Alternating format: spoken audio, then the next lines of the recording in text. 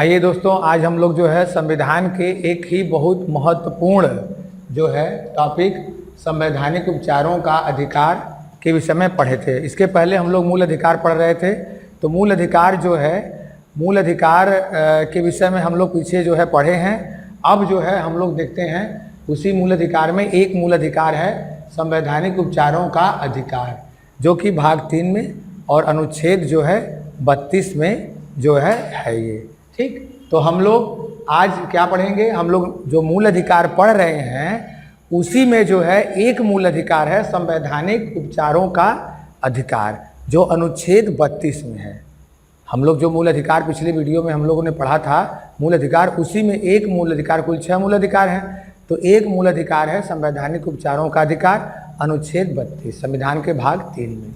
ठीक है, अब ये जो मूल अधिकार है, ये इसके विषय में हम लोग पढ़ते हैं कि जो मूल अधिकार है ये नागरिकों को दिया गया मूल अधिकार है।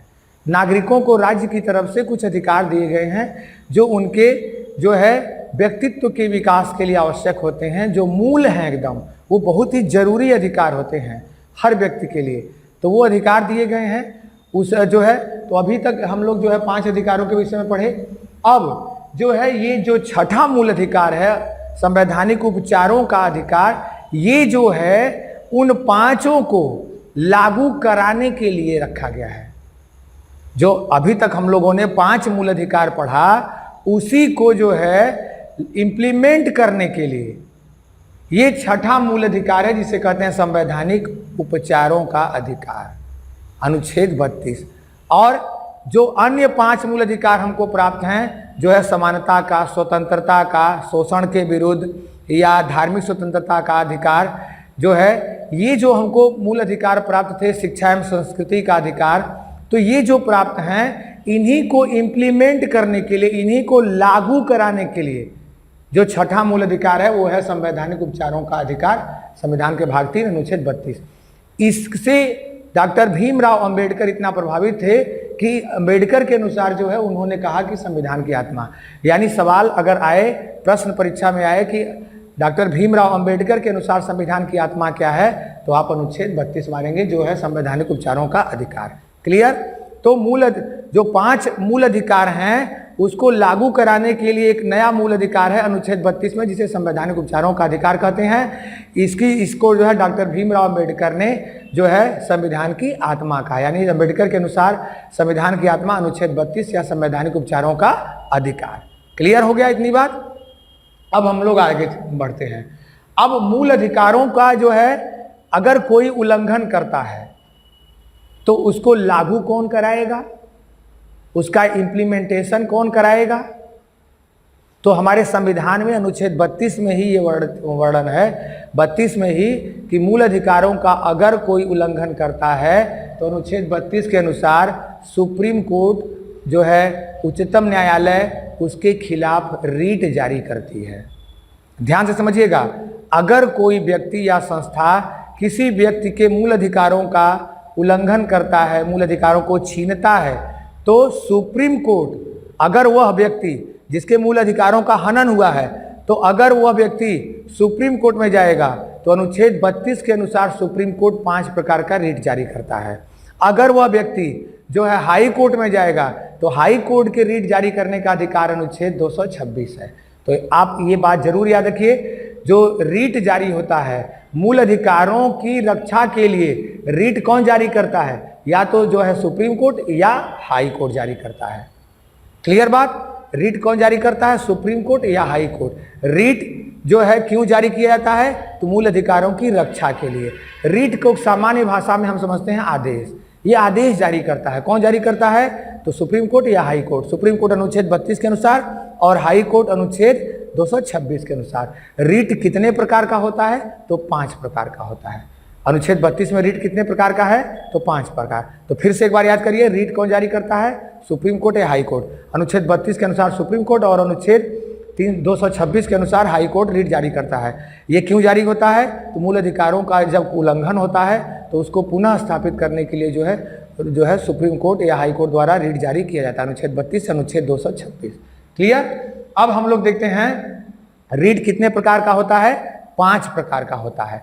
अब हम एक एक करके जो है पांचों रीटों को जो है पढ़ते हैं। तो पहला रीट है जो है बंदी प्रत्यक्षीकरण, या इसे अंग्रेजी में कहते हैं हैबियस कार्पस। पहला रीट क्या है? बंदी प्रत्यक्षीकरण या हैबियस कार्पस। इसका शाब्दिक अर्थ कभी कभी परीक्षा में पूछता है, तो शाब्दिक अर्थ है व्यक्ति को सशरीर प्रस्तुत किया जाए, व्यक्ति को प्रस्तुत किया जाए। अब इसका तात्पर्य हम लोग समझते हैं। बंदी प्रत्यक्षीकरण या हैबियस कार्पस, बंदी प्रत्यक्षीकरण या हैबियस कार्पस का तात्पर्य है कि अगर किसी व्यक्ति को गिरफ्तार किया जाता है तो उसको 24 घंटे के भीतर न्यायालय के समक्ष उपस्थित करना अनिवार्य है। किसी भी व्यक्ति को निरोध किया जाए, गिरफ्तार किया जाए, तो उसको 24 घंटे के भीतर न्यायालय के समक्ष उपस्थित करना अनिवार्य है। और गिरफ्तारी वैध है या अवैध है, सही है या गलत है, इसका फैसला कोर्ट या जज करेंगे। क्लियर? तो ये हमारे मूल अधिकार की रक्षा कर रहा है, स्वतंत्रता का अधिकार है की रक्षा हो रही है इससे। तो किसी भी गिरफ्तार किए गए व्यक्ति को 24 घंटे के अंदर जो है न्यायालय के समक्ष सशरीर उपस्थित करना अनिवार्य है। इसके लिए जो रीट जारी होता है वो है बंदी प्रत्यक्षीकरण। क्लियर? बंदी प्रत्यक्षीकरण में या हैबियस कार्पस, ये जो है ऐसा नहीं है कि किसी व्यक्ति को गिरफ्तार करके कोई दूसरा चला जाए, नहीं, जिस व्यक्ति को गिरफ्तार किया गया उसी को जो है न्यायालय में उपस्थित होना अनिवार्य है। अब इसमें जैसे कोई अपराधी बंबई गिरफ्तार किया गया, उसको जो है दिल्ली में जो है पेश करना है, तो मामला दिल्ली का है, तो जो है रास्ते में जो आने जाने का समय होता है उसको 24 घंटे में काउंट नहीं किया जाता है। तो बंदी प्रत्यक्षीकरण या हैबियस कार्पस जो है, इसमें किसी भी, इसका तात्पर्य यह है कि किसी भी गिरफ्तार व्यक्ति को 24 घंटे के अंदर न्यायालय के समक्ष सशरीर उपस्थित करना जरूरी है। हाँ, इसमें रास्ते में जो आने जाने का समय होता है वो 24 घंटे के अंदर जुड़ता नहीं है। क्लियर? ये बंदी प्रत्यक्षीकरण मैं उम्मीद करता हूँ आपको समझ में आ गया होगा। अब हम लोग जो है बंदी प्रत्यक्षीकरण के बाद जो है परमादेश के विषय में जो है पढ़ते हैं। परमादेश, परमादेश का तात्पर्य है मैंडामस। परमादेश का तात्पर्य है क्या? मैंडामस। इसका शाब्दिक अर्थ है जो है शाब्दिक अर्थ है हम आदेश देते हैं, हम आदेश देते हैं।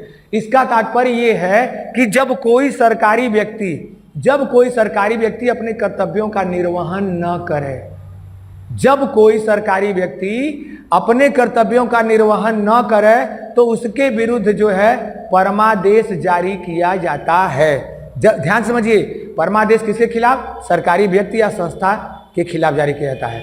अब जो है क्यों जारी किया जाता है? जब वो अपने कर्तव्यों का पालन न करे तो उसके खिलाफ कौन सी रीट जारी की जाती है? परमादेश। अब ऐसे समझिए, जैसे कोई टीचर है, सरकारी स्कूल में पढ़ा रहा है, वो पढ़ाने से इनकार करे, प्रिंसिपल है अपनी जिम्मेदारी न निभाए, जो है अगर कोई जो है थानेदार है वो अपनी ड्यूटी नहीं निभाता है, तो ऐसा व्यक्ति जो अपने कर्तव्यों का पालन, ऐसा सरकारी व्यक्ति जो अपने कर्तव्यों का पालन न करे, जैसे मान लीजिए कोई व्यक्ति बीमार हो गया, सरकारी हॉस्पिटल में गया, डॉक्टर नहीं है, वो अपने कर्तव्यों का पालन नहीं कर रहा है, तो उसके खिलाफ जो है कौन सा जो है आदेश होता है? तो उसके खिलाफ जो है परमादेश होता है। उसके खिलाफ कौन सा आदेश जारी किया जाता है? तो उसके खिलाफ जो है परमादेश जारी जो है किया जाता है। यानी तात्पर्य ये है कि परमादेश या मैंडामस उस व्यक्ति के खिलाफ जारी किया जाता है जो अपने सार्वजनिक कर्तव्यों का पालन नहीं कर रहा है, यानी वह सरकारी व्यक्ति जो अपने कर्तव्यों का पालन नहीं कर रहा है उसके खिलाफ जो है परमादेश जारी किया जाता है। अधिकार परीक्षा अब आते हैं हम लोग, आगे देखते हैं अधिकार परीक्षा। अधिकार परीक्षा का मतलब ये है कि वैसा सरकारी व्यक्ति जो अपने पद के अलावा किसी और इतर पद के अधिकारों का भी प्रयोग करता है, जो अपने पद के अलावा जो पद वो धारण नहीं करता उस पद का भी प्रयोग कर रहा है। जैसे एक पुलिस है, दरोगा बन के अपने जो है अधिकार का प्रयोग करे। एक जो है वार्ड बॉय है, सरकारी हॉस्पिटलों में चपरासी है, वो डॉक्टर बन के सुई लगाए। ठीक है, एक सहायक अध्यापक है, वो हेडमास्टर बन जाए। तो अगर कोई व्यक्ति जो है, जो उसका पद है, उसके अलावा वह वैसा कार्य करता है जो वो उस पद को धारण न करता हो, समझ रहे हैं ना?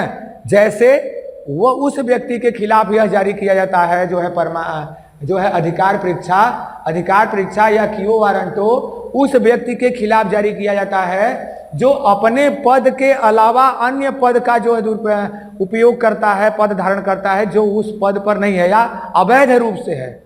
मान लीजिए कोई जो है घूसखोरी दे करके, पैसा दे करके जो है पद, वो जो है कोई पद प्राप्त कर लिया, सरकारी पद, तो उसके खिलाफ भी जो है जो आदेश जांच होता है वो कैसा, अधिकार परीक्षा, कि आपने किस अधिकार से जो है इसको प्राप्त किया है। क्लियर? तो ध्यान दीजिए, अगर कोई सरकारी व्यक्ति अपने कर्तव्यों का पालन न करे तो परमादेश या मैंडामस, और अगर कोई सरकारी व्यक्ति अपने अधिकारों का अपने पद के अलावा अन्य पद का भी प्रयोग करने लगे, जैसे पुलिस है दरोगा बन जाए, थानाध्यक्ष बन जाए, तो उसके खिलाफ कौन सा जारी होता है, जो है अधिकार परीक्षा या क्यू वारंटो। ठीक, इसको जो है जरूर याद रखिए। अब हम आते हैं प्रतिषेध या प्रोहिबिशन। प्रतिषेध जो होता है इसका जो है, इसका तात्पर्य होता है मना करना। इसका तात्पर्य क्या है, इसका शाब्दिक अर्थ है मना करना। यानी प्रतिषेध जो है ऊपर वाला न्यायालय अपने अधीनस्थ नीचे वाले न्यायालय के विरुद्ध जो है जारी करता है, यानी वरिष्ठ न्यायालय अपने अधीनस्थ न्यायालय को जारी करता है। ध्यान से समझिए, प्रतिषेध ऊपर वाला न्यायालय अपने नीचे वाले, जैसे सुप्रीम कोर्ट हाई कोर्ट को, हाई कोर्ट जिला कोर्ट को, जिला कोर्ट जो है अन्य अधीनस्थ न्यायालय को जो है जारी करते हैं। क्लियर? तो प्रतिषेध जो वरिष्ठ न्यायालय है अपने नीचे वाले अधीनस्थ न्यायालय को, सुप्रीम कोर्ट हाई कोर्ट जिला न्यायालय को जारी करता है। अब क्यों जारी करता है, तो जो है जैसे कोई जो है मामला हाई कोर्ट में चल रहा है, हाई कोर्ट में कोई मामला चल रहा है और जो है वो उसके अधिकार क्षेत्र से बाहर है, जैसे कोई मामला हाई कोर्ट में चल रहा है वह उसके अधिकार क्षेत्र के बाहर है, तब जो है सुप्रीम कोर्ट जो है ये प्रतिषेध या प्रोहिबिशन जो है रीट जो है जारी करता है, और ये जारी करता है और जो मामला चल रहा है उसे कहता है कि आप रोकिए, ये आपके अधिकार क्षेत्र के बाहर है। यानी कार्रवाई के दौरान, सुनवाई के दौरान जो रीट जारी होता है वरिष्ठ न्यायालय द्वारा अधीनस्थ न्यायालय को, वो होता है प्रतिषेध। और अगला है उत्प्रेषण। दोनों को मिला के पढ़िएगा, समझिएगा।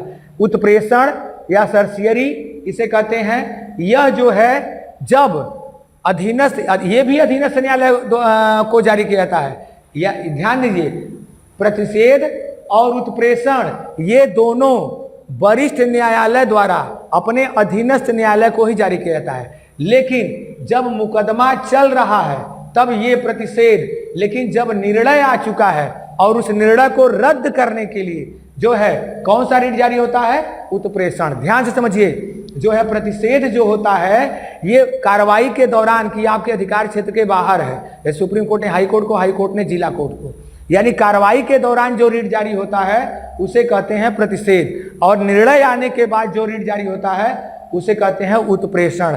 ये दोनों जो है उच्च जो है वरिष्ठ न्यायालय द्वारा अपने अधीनस्थ न्यायालय को जारी किए जाते हैं, लेकिन कंडीशन अलग है। ठीक है, एक कार्रवाई के दौरान प्रतिषेध, और कार्रवाई पूरा होने पर जब निर्णय आता है तो उसके दौरान जो है उत्प्रेषण रीट जारी किया जाता है। क्लियर? और ये जो प्रतिषेध और उत्प्रेषण रीट है यह जो है कार्यपालिका, विधायिका एवं प्रशासनिक अधिकारियों के विरुद्ध नहीं जारी किया जाता है। ध्यान से समझिएगा, जो उत्प्रेषण और प्रतिषेध जो रीट है ये जो है कार्यपालिका, विधायिका, प्रशासनिक अधिकारियों के विरुद्ध नहीं जारी किया जाता। ये एक वरिष्ठ न्यायालय अपने अधीनस्थ न्यायालयों के जो है विरुद्ध ही जो है ये जारी करता है। क्लियर? तो फिर से एक इसको देखते हैं। 5 रीट हैं। 5 रीट में पहला बंदी प्रत्यक्षीकरण, दूसरा परमादेश, तीसरा अधिकार परीक्षा, चौथा जो है प्रतिषेध और 5वां उत्प्रेषण। बंदी प्रत्यक्षीकरण का तात्पर्य सिंपल सा है कि जो है किसी भी व्यक्ति को, गिरफ्तार व्यक्ति को 24 घंटे के अंदर न्यायालय में प्रस्तुत करना। ठीक है, और उसके बाद जो है अधिकार परीक्षा। जब परमादेश, तो परमादेश जो है जब कोई व्यक्ति अपने सार्वजनिक कर्तव्यों का पालन करने से, निर्वहन करने से इनकार कर दे तो उसके खिलाफ कोर्ट जो है कौन आदेश देता है, परमादेश। ठीक है, अधिकार परीक्षा जब कोई व्यक्ति अपने पद का, जिस पद पर है उसके अलावा अन्य पद का भी उपयोग करने लगता है, दुरुपयोग करने लगता है तो उसके खिलाफ जो है अधिकार परीक्षा। और प्रतिषेध और उत्प्रेषण ये दोनों वरिष्ठ न्यायालय द्वारा निचले न्यायालय को, ऊपर के न्यायालय को द्वारा नीचे के न्यायालयों को जारी किया जाता है। मुकदमे के कार्रवाई के दौरान जो होता है वो प्रतिषेध होता है, और जो है निर्णय आने पर जो रीट जारी होता है वो उत्प्रेषण होता है। क्लियर? तो मैं उम्मीद करता हूं कि आपको ये भी जो है टॉपिक समझ में आया होगा, अच्छे से याद हुआ होगा। आप इसका स्क्रीनशॉट ले लीजिए। नमस्कार मित्रों, आप इस वीडियो को अधिक से अधिक लाइक और शेयर करें, अपनी राय कमेंट करके बताएं। इस तरह की और जानकारी के लिए हमारे टेलीग्राम व यूट्यूब चैनल शिक्षा फाल्कन को सब्सक्राइब करें, साथ ही बेल आइकन दबाएं, जिससे हमारी वीडियो की नोटिफिकेशन आपको सबसे पहले मिले। धन्यवाद।